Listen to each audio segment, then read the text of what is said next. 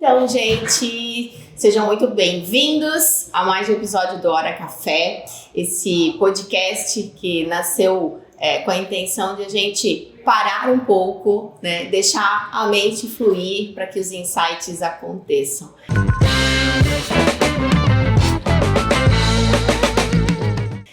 E hoje, como todos os episódios, né, esse também é muito especial, porque eu tô com uma pessoa muito fantástica. Nunca me senti tão bem, é tanta câmera. É tanta câmera. Umas 40 pessoas aqui atrás, eu tô me sentindo até mal, tá? São muitos anjos. Veio até uma pessoa me maquiar, que eu falei, caraca, não, para. Meu braço, pelo amor de Deus, né? Menos. Muito bom. Então, gente, hoje a gente vai falar um pouquinho com o Rafa Silva, né? Rafa Silva.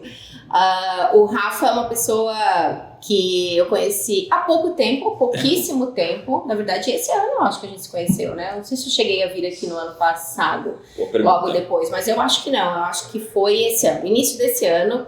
E foi uma interação diferente, na verdade, uma abordagem diferente. Eu já acompanhava o Rafa nas redes sociais há um tempo. O Rafa hoje é responsável pelo Centro de Inovação aqui em Blumenau, na minha cidade e na nossa cidade. Então eu já acompanhava ele há um certo tempo, mas eu sempre, né, na distância.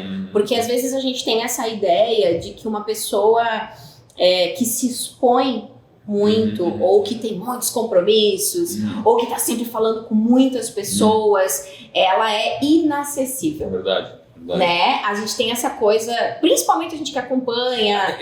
Ou inacessível, ou a gente não quer incomodar, né? Tipo, também. Não quer ir lá. E aí eu vou falar de mim, quem sou eu, na fila do pão, para falar com esse cara que fala com tantas outras pessoas fantásticas, que eu também admiro muito, e que faz um trabalho muito legal. E aí um dia você postou sobre o Maurício Bevenuti.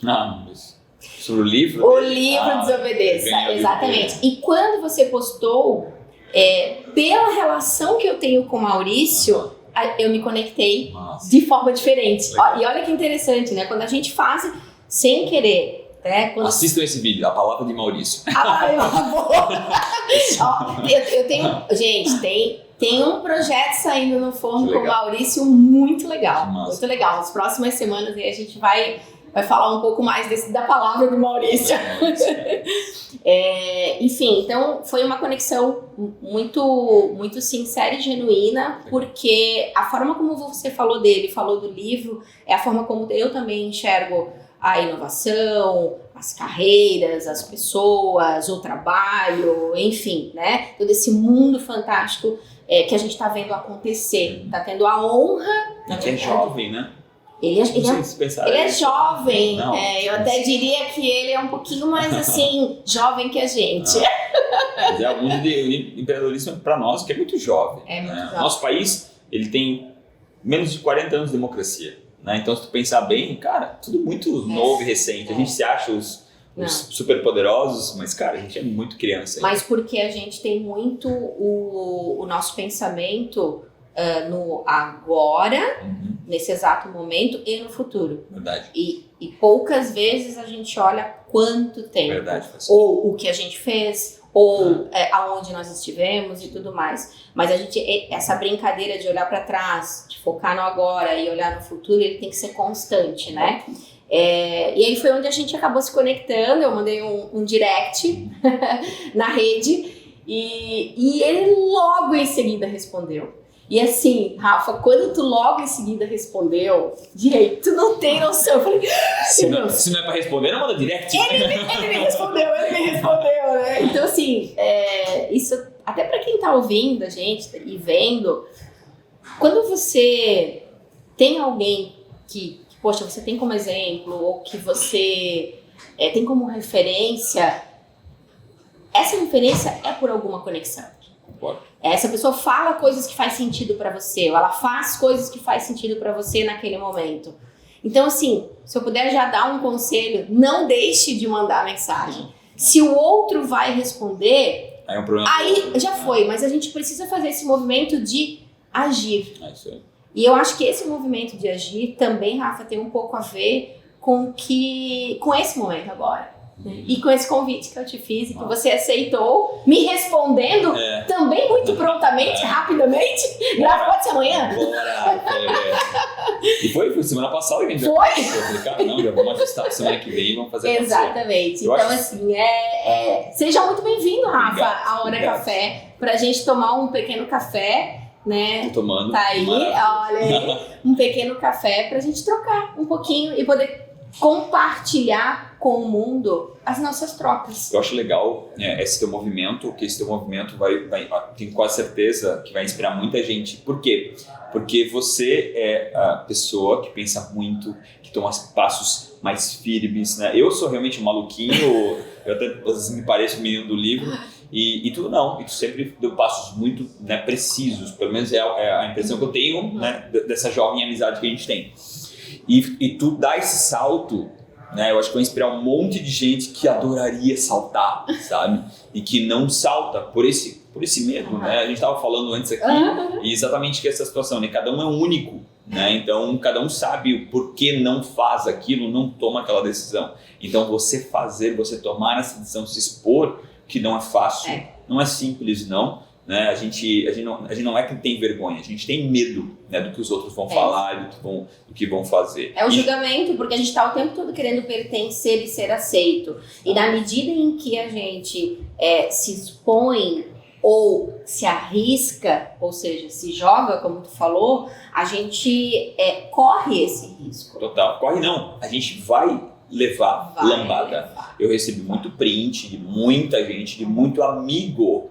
Aí tu vai pensar assim, então, mas por que? Ele não é teu amigo? Não, de certa forma, ele, na cabeça dele, ele tá tentando me proteger, sabe? Ele diz, tu tá passando vergonha, tu tá isso, tá daquela forma, meio que ridículo, não sei o que, falando entre eles. É isso, a vida é assim. A diferença é o tempo, para um e para outro, né? Então, aquele que não se expõe e fica lá botando o dedo, né, para todo mundo, e aquele que se expõe, que eu tenho muita certeza que vai receber muito em troca por isso.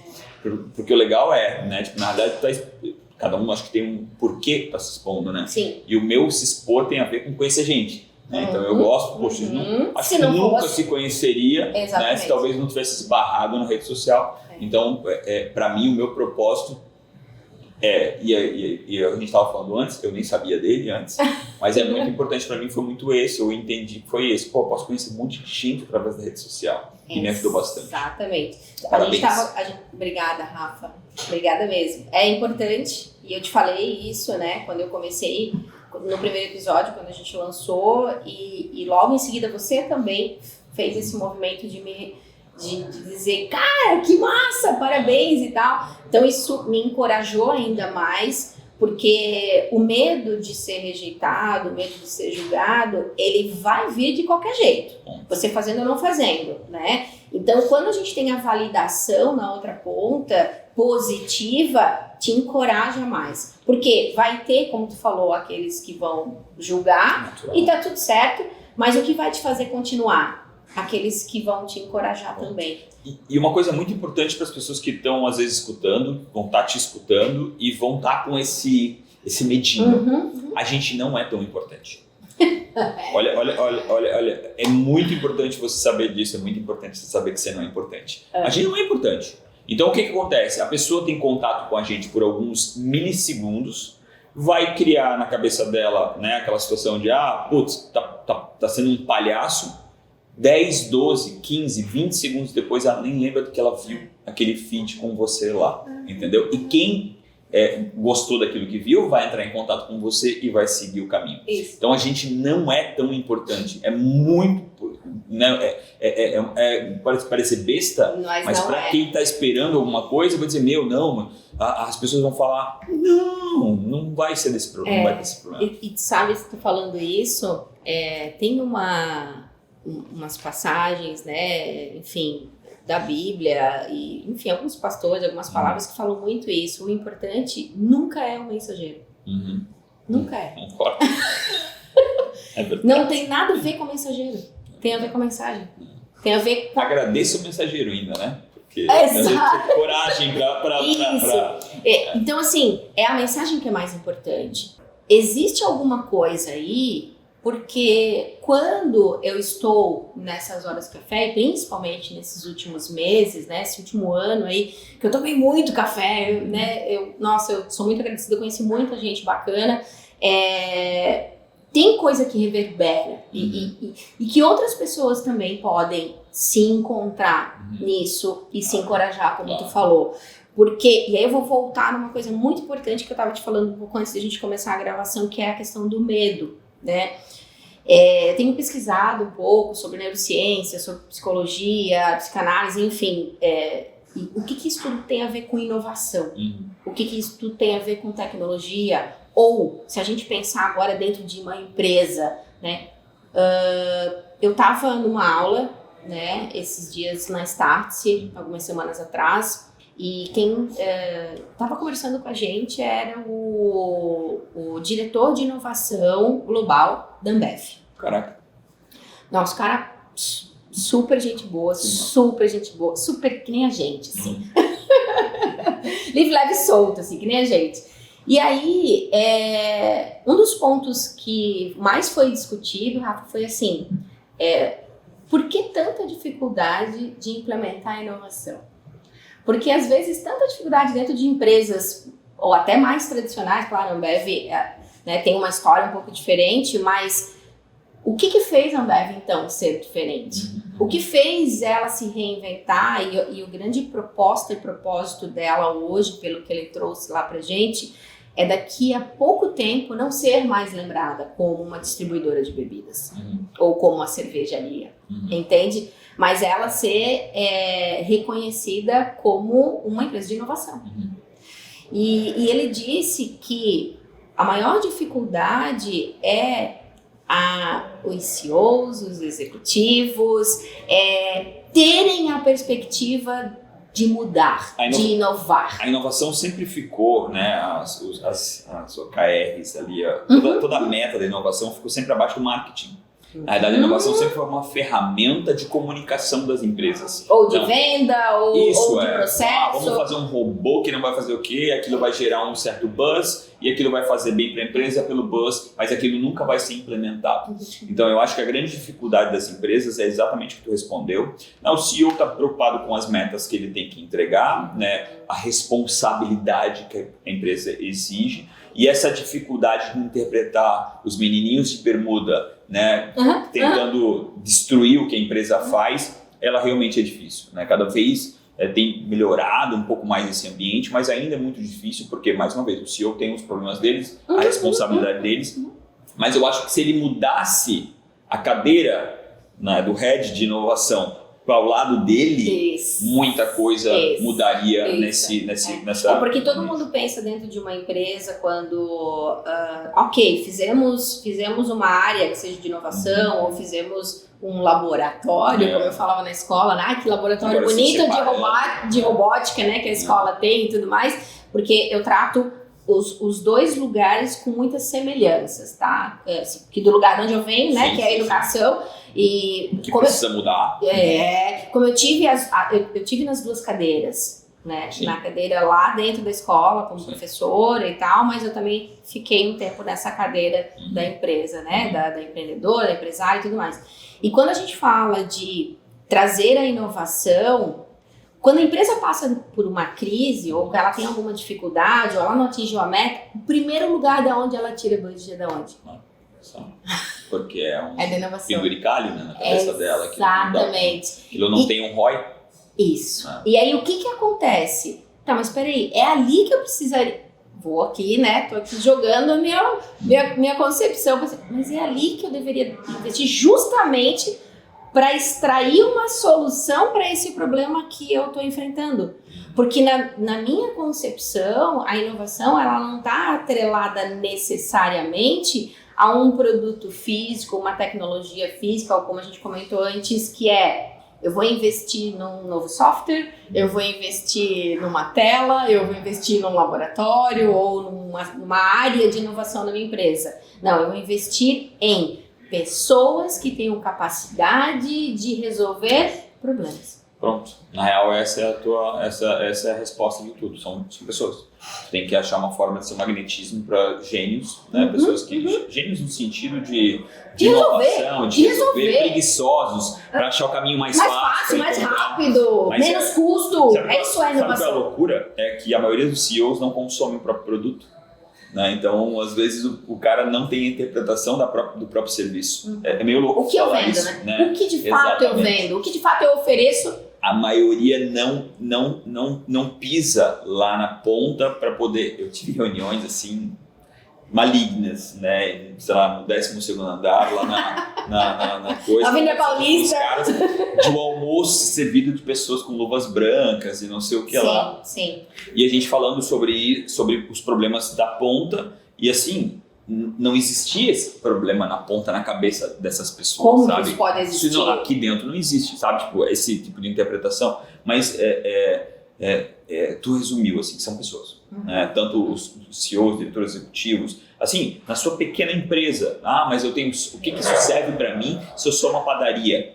Meu Deus, o que tu consegue inovar sendo uma padaria é abissal, sabe? Exatamente. Então, tu precisa, de alguma forma... estar no chão lá, enxergando isso e principalmente trazer pessoas que te provocam. Né? Desconstruir a ideia da inovação e da tecnologia só como as ferramentas. Boa. Mas pensa assim, que tu traga pessoas que te incomodam. Esse é o melhor tipo de inovação quando tu quer, sabe?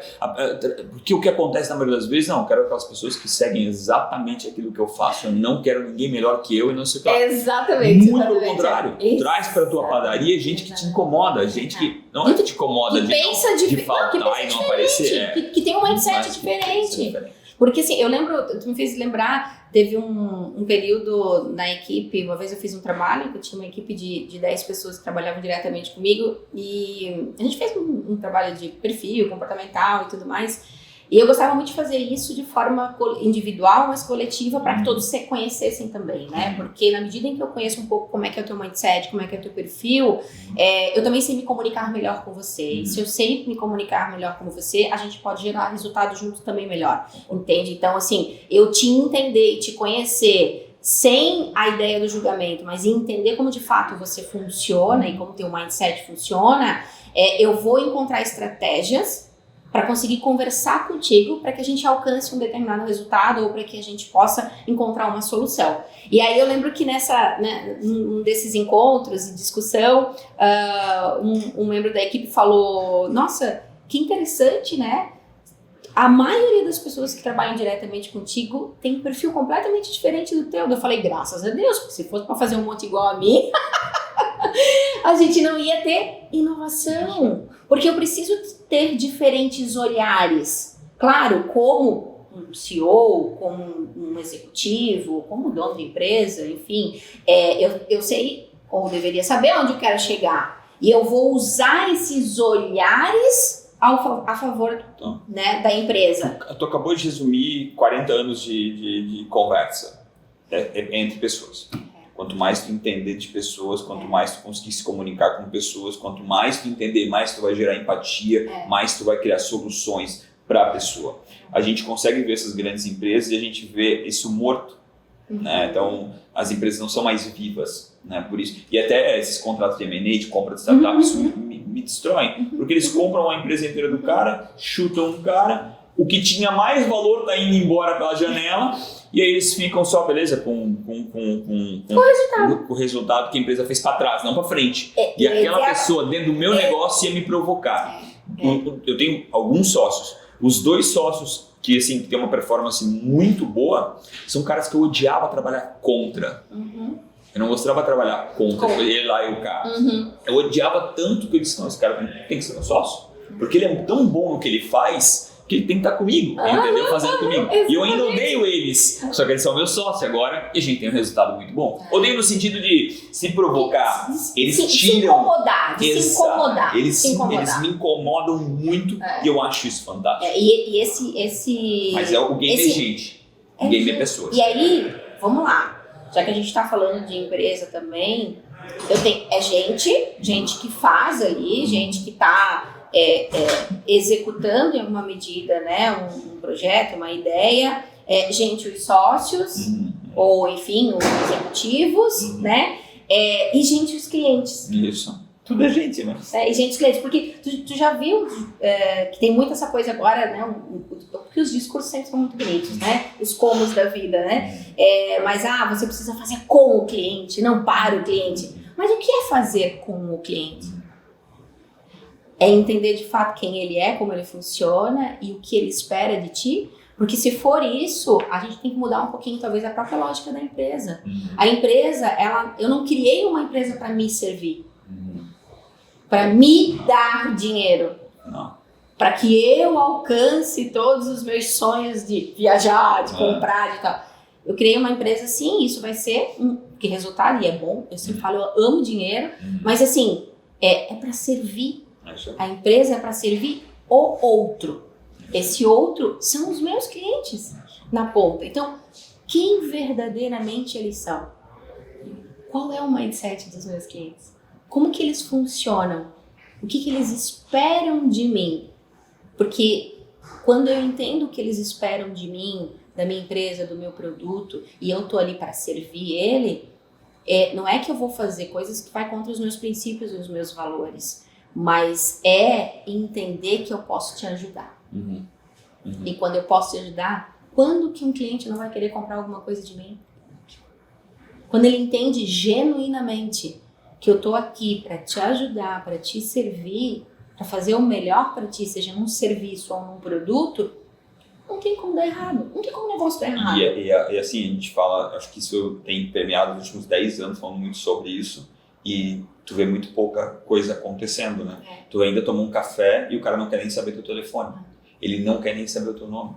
Tu vai pela porta fora, tu consumiu, gastou dinheiro, e às vezes tu pode ser um cara que trabalha a 100 metros dele e tu pode oferecer um produto para ele, né, no outro dia.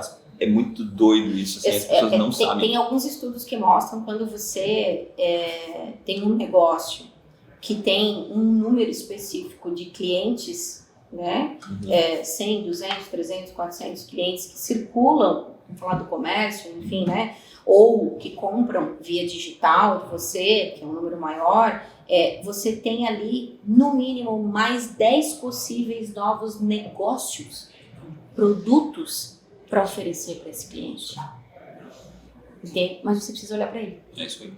Entender como é que ele funciona. E para te conseguir fazer isso, tu tens que também conhecer como funciona esse ser humano. Por isso que a gente falou da relação que vai muito além do negócio e sim de como funciona esse mindset, de como funciona o meu mindset. Eu acho que o que tu falou é jovem ainda, né? Eu acho que faz pouco tempo que as pessoas estão entendendo que a relação é pessoas, né? Mesmo entre sócios, mesmo entre time e mesmo entre clientes. Isso. Tudo é gente. É esse Quanto tripé. mais tu entender, até nos bate-papos que eu tenho, tem se falado muito sobre isso. Tá, mas eu se fosse fazer algo diferente, não sei o quê, todo mundo tem falado muito sobre psicologia.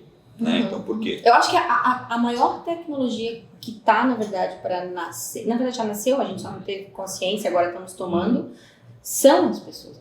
O ser humano é a maior tecnologia de todas. Por isso que eu preciso entender desse ser humano e a psicologia, a psicanálise e todas as ferramentas hoje que estão aí sendo desenvolvidas cada vez mais vão nos ajudar nesse caminho. Concordo. Né? Então, e até para quem está tendo essas dificuldades, terapia, né? Terapia! Acho que é outra coisa que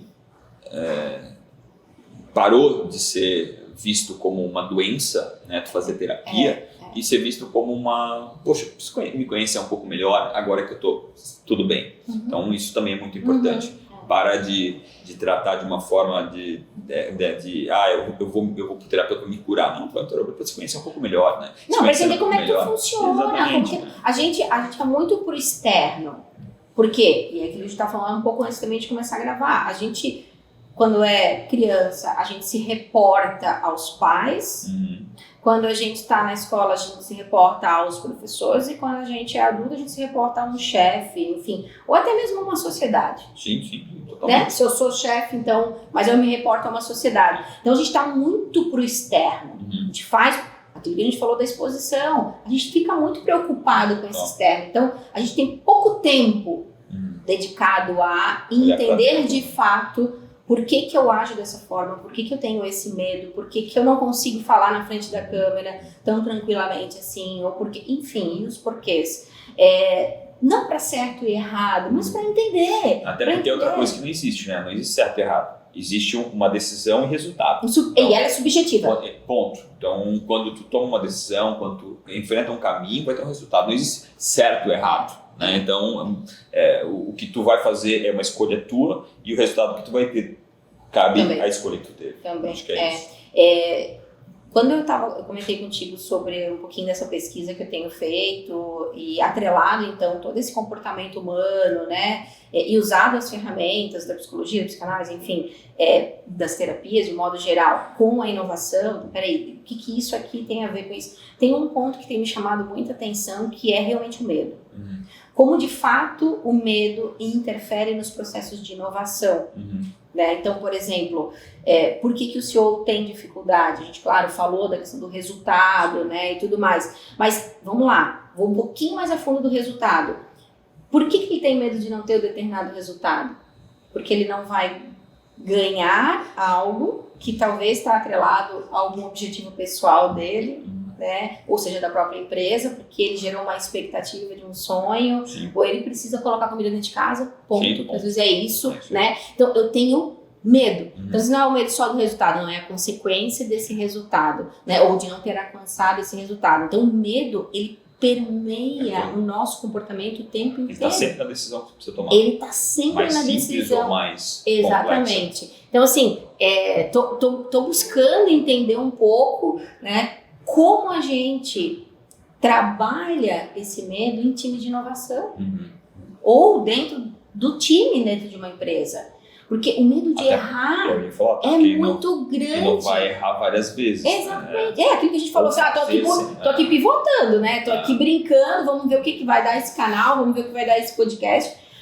Mas o medo estava aqui o tempo inteiro, né? Está aqui em vários momentos. Então, mas como é que para alguns vai com medo mesmo?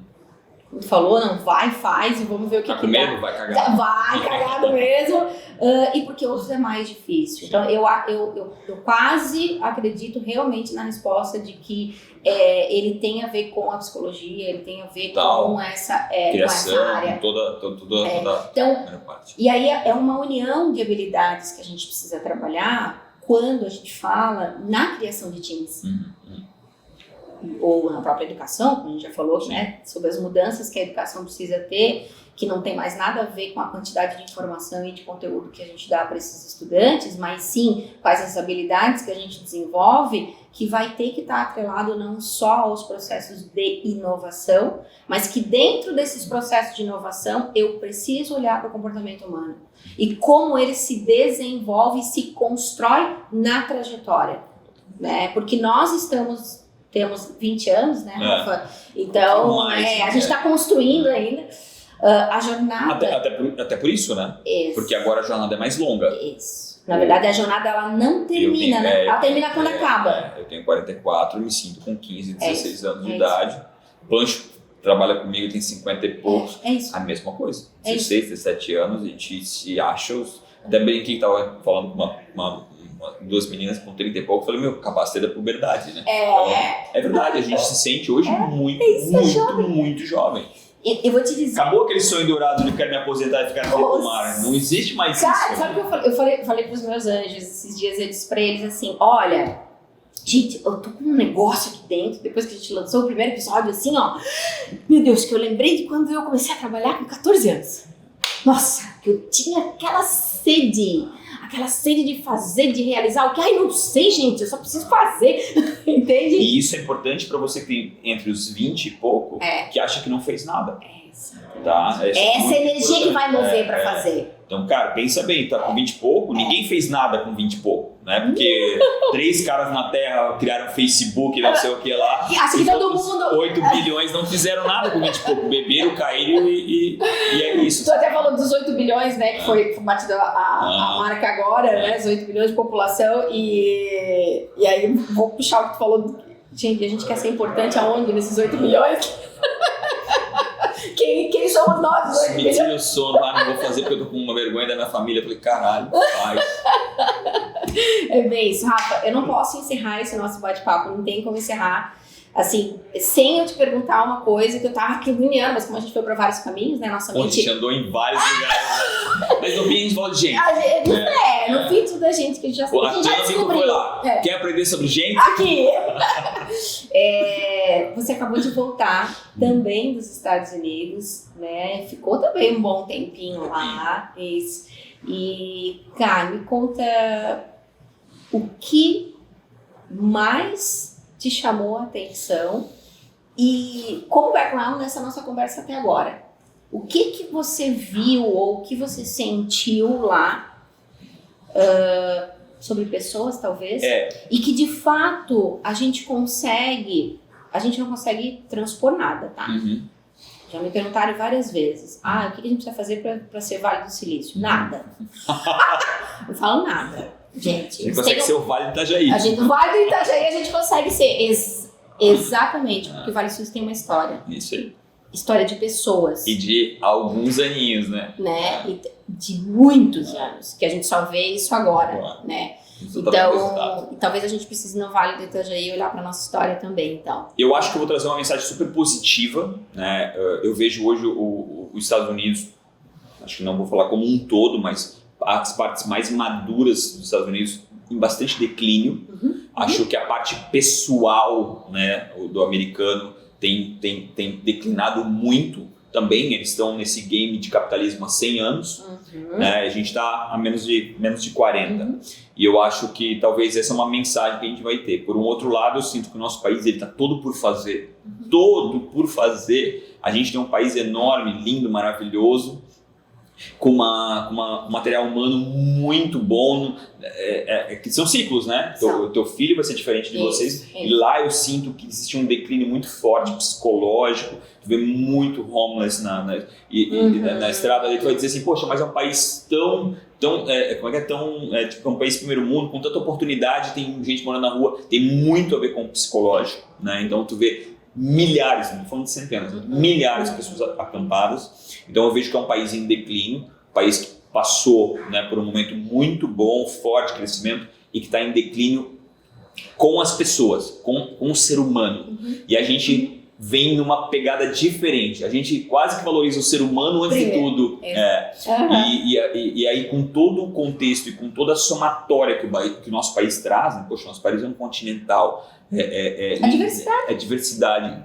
Tudo aqui tu joga na terra, sabe? Eu acho que a gente vai ter assim, nos próximos 5 a 10 anos uma transformação muito grande. Muito porque a gente está muito baseado em gente, né? As pessoas aqui têm ainda esse contato bem humano. E, se Deus quiser, a gente vai estar mais maduro com relação à parte psicológica do ser humano, que é um que a gente conversou aqui. Então, eu venho de lá triste, um pouquinho triste com tudo que eu vejo que está acontecendo com lá, mas feliz demais que a gente está num país tão maravilhoso. De conseguir ver que o porquê que lá está em declínio, na verdade, é o motivo pelo qual talvez nós iremos crescer. Ponto final. E lembra, lá eles falam muito da geração, né, que vem, que é a geração amaldiçoada, que é muito ruim, mimimi, não sei o que lá. Só que eles esqueceram, foi a geração que eles criaram. Quem fez? Eles criaram essa geração. Né? Então, esse é um cuidado que a gente tem que ter. Né? Quais são as próximas gerações e o que a gente busca em cima disso.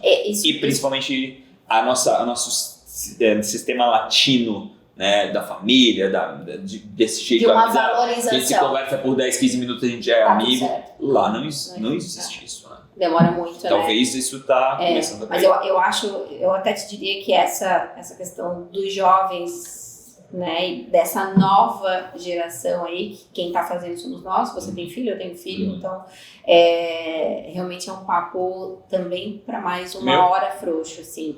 Algumas coisas lá são bem legais com relação a isso, né? Eles botam os filhos para empreender cedo, barra o sistema educacional é diferente, negócio de vender cookies, uma coisa mais linkada à outra, né? A responsabilidade muito antes, justamente porque tem essa coisa do capitalismo muito forte. Então, peraí, vamos botar para ganhar dinheiro. Né? Eu até diria, eu acho a ação muito válida. Talvez os motivos não sejam daqueles que a gente consegue olhar que putz, tô gerando ali responsabilidade, tô gerando engajamento. A gente olha isso, talvez eles estão olhando, não, tem que botar cedo para conseguir já gerar economia e tudo Até mais. porque eles emperram a cabeça do ser humano muito cedo lá, né?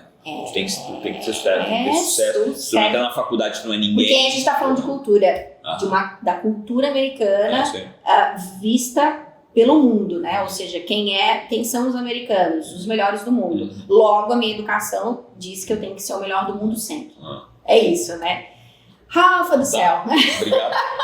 Que delícia. Falamos bastante, né? Delícia. Obrigada, muito obrigada. Pelo convite. Né? Eu acho que a gente tem que encerrar, porque senão a gente realmente fica muito em muito tempo.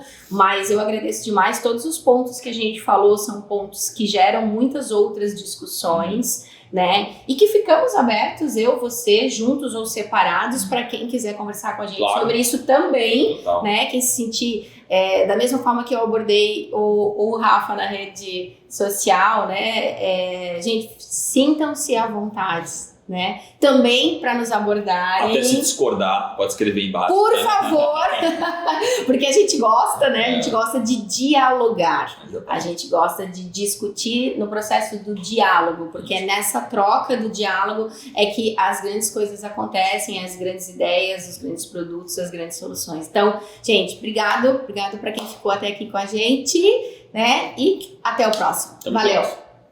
Não esquece de se inscrever no canal e clica no sininho. O YouTube é filho da mãe, ele não vai te avisar quando vier conteúdo novo, então põe o dedo no sininho. Conteúdo toda sexta-feira no Hora Café. Caraca, toda sexta-feira. Meu, tá ferrado.